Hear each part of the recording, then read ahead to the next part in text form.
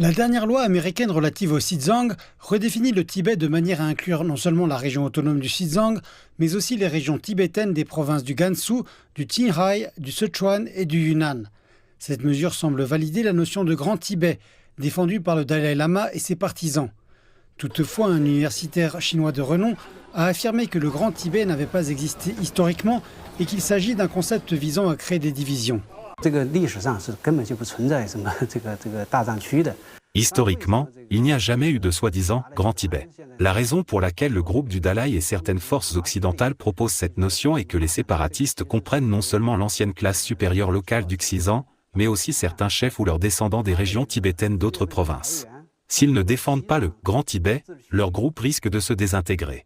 Le projet de loi américain demande également au gouvernement américain et à son coordinateur spécial pour les questions tibétaines de contrer ce qu'il décrit comme de la désinformation sur le Tibet de la part du gouvernement chinois.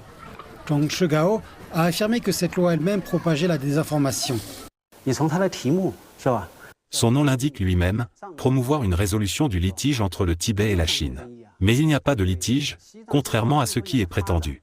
Après des années de développement, le Xizang jouit aujourd'hui d'une économie en pleine croissance et d'une société stable. Les différents groupes ethniques vivent en harmonie et l'environnement est propice aux activités religieuses. D'où vient donc ce soi-disant litige ? M. Zhang a souligné que le peuple tibétain faisait partie intégrante de la nation chinoise, ce qui fait de son histoire et de son développement une partie inséparable de l'histoire chinoise. Selon lui, les régions habitées par les Tibétains ont toujours été situées à l'intérieur des frontières de la Chine ancienne. C'est pourquoi il est incontestable que le Xizang fait partie de la Chine depuis les temps anciens.